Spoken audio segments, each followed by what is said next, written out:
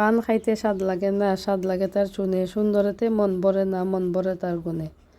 আপনি যতই সুন্দরী নারী হন না কেন, আপনার হাতের রান্না যদি ভালো না হয়, নারী হিসাবে আপনার কোনো মূল্যই নেই। এটি আমাদের সিলেটি ভাষার একটি প্রবাদ। আসসালামু আলাইকুম everyone, welcome back to my channel. আমার আজকের আরেকটি নতুন রেসিপিতে আপনাদের সকলকে স্বাগতম। আজকে আমি রান্না করব কাতলা মাছ দিয়ে চিচিঙ্গা। আমি প্রথমে একটি পাতিল বসিয়ে পরিমাণ মতো তেল দিয়ে দিলাম। তেলটা যখন গরম হয়ে আসছে দিয়ে দিলাম পরিমাণ মতো পেঁয়াজ। পেঁয়াজটা যখন হালকা ভাজা হয়ে আসবে তখন দিয়ে দিব আমি 1 টেবিল চামচ পরিমাণ লবণ। এরপর একটু নেড়ে ছেড়ে দেব।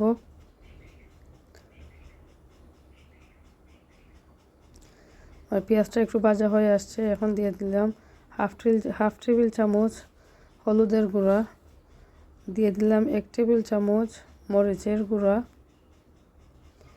আর দিয়ে দেব হাফ টেবিল চামচ ধনিয়ার গুঁড়া,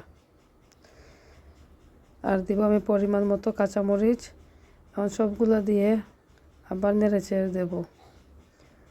পেঁয়াজ মশলাটাকে ভালো করে কষিয়ে নেব। আপনার মশলাটা যত ভালো কষানো হবে আপনার রান্নার ততই স্বাদ হবে।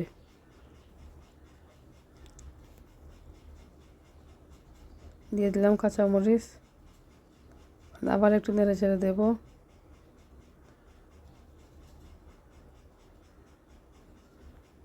পেঁয়াজটা ভাজা ভাজা হয়ে আসছে, এখন দিয়ে দিলাম হালকা একটু পানি।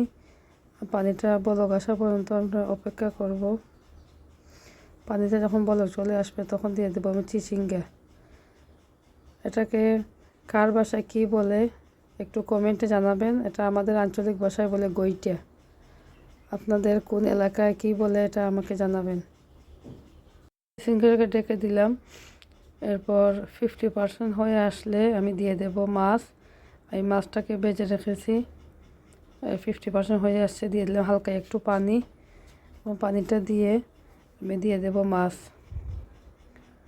মাছটাকে ভেজে নিয়েছি, কারণ মাছটায় অনেক পরিমাণ কাঁটা থাকে, কাঁচা মাছটা খাওয়া যায় না। এই মাছটাকে আমি ভেজে নিয়েছি। সবগুলো মাছ দিয়ে হালকা একটু নাড়াচাড়া করে দেব। মাছটা দিয়ে বেশি জাল দিতে হবে না, প্রায় 5 মিনিটের মতো জাল করে নিলেই হবে। এখন ডেকে দেবো 5 মিনিটের জন্য। ফিরে আসলাম 5 মিনিট পরে। হালকা একটু জল দিয়ে দেব, আরও 10 মিনিটের মতো জাল করে নেব। ধনিয়া পাতা ছিল না, তাই আমি ধনিয়া পাতাটা দিতে পারলাম না। আপনাদের ঘরে থাকলে অবশ্যই ধনিয়া পাতাটা দিবেন। এই তো আমার তৈরি হয়ে গেছে চিচিঙ্গা দিয়ে কাতলা মাছ। দেখেন আমার তরকারির কালারটা কত সুন্দর হয়েছে, দেখতে যেমন লোভনীয়, খেতেও অনেক সুস্বাদু হয়েছে। যদি আমার ভিডিওগুলো ভালো লেগে থাকে তাহলে লাইক এবং সাবস্ক্রাইব করে চ্যানেলটির পাশে থাকবেন। সবাই ভালো থাকবেন, আমার জন্য দোয়া করবেন। আল্লাহ হাফিজ।